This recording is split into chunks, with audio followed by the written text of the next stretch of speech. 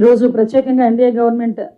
మనకి పవర్లోకి వచ్చిన తర్వాత సంవత్సరం అయిన కారణంగా ఈ రోజు ఈగల్ కి సంబంధించి కార్యకలాపాలు కానీ గాంజా నిర్మూలనకి గవర్నమెంట్ ఏం చేస్తుందన్న విషయాలు కానీ ప్రజలకి చెప్పాల్సిన బాధ్యత, అదేవిధంగా ప్రజలకి మోటివేట్ చేయాల్సిన బాధ్యత కూడా ఉంది. కాబట్టి ఈ రోజు మీ అందరి ముందుకు రావడం జరిగింది. ఈ రోజు పర్టికులర్ గా చెప్పాలంటే ఒక గాంజా మహమ్మారి నుంచి రాష్ట్రాన్ని రక్షించడానికి గౌరవ ముఖ్యమంత్రి నారా చంద్రబాబు నాయుడు గారు లిటరల్లీ చెప్పాలంటే ఒక యజ్ఞమే చేస్తున్నారు. ఎందుకంటే డే ఫస్ట్ నుంచి కూడా గవర్నమెంట్ ఏర్పడిన దగ్గర నుంచి కూడా ఈ రాష్ట్రం అన్ని వ్యవస్థలు నిర్వీర్యం అయిపోయినాయి. ఈ వ్యవస్థని నిర్వీర్యం అయిపోయిన తర్వాత తిరిగి గాడిలో పెట్టడానికి ప్రత్యేకంగా ఇక్కడ అత్యంత అవరోధమైన గాంజాని అరికట్టాలి అని ఒకే ఒక ఉద్దేశంతో నేను హోమ్ మినిస్టర్ గా ఛార్జ్ తీసుకున్న తర్వాత నుంచి కూడా గౌరవ ముఖ్యమంత్రి గారు, గౌరవ ఉప ముఖ్యమంత్రి గారు నారా లోకేష్ గారు ఆదేశాల మేరకు డే ఫస్ట్ నుంచి కూడా ఒక టాస్క్ ఫోర్స్ ని ఏర్పాటు చేయాలి. టాస్క్ ఫోర్స్ ఏర్పాటు చేయడం ద్వారా కొంత గాంజాయి విషయంలో చాలా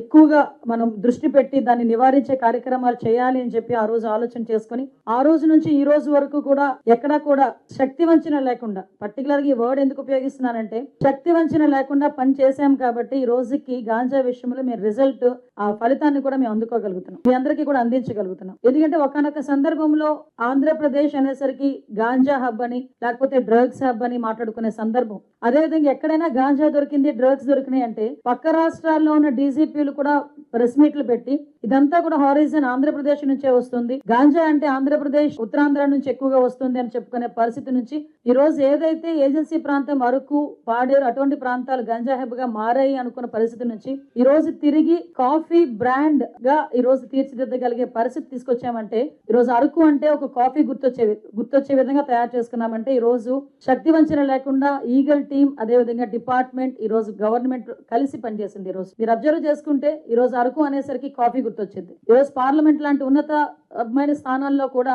అరకు కాఫీని ప్రమోట్ చేయటం, ప్రపంచంలోనే కూడా కొన్ని అవుట్లెట్స్ లో అరకు కాఫీని ప్రమోట్ చేయటం అంటే ఒక ఇమేజ్ ని డెవలప్ చేయాలి. అరకు, పాడేరు ఏజెన్సీ అనేసరికి గాంజా తోటలు పెంచుతారు అనుకున్న దృక్పథం నుంచి ఈ రోజు కాఫీ తోటలు మంచి కాఫీ ఉంటుంది, మంచి అరోమా కలిగే కాఫీ మనకి లభిస్తుంది అన్న పొజిషన్ కి ఈ రోజు మేము తీసుకురాగలిగామంటే ఇది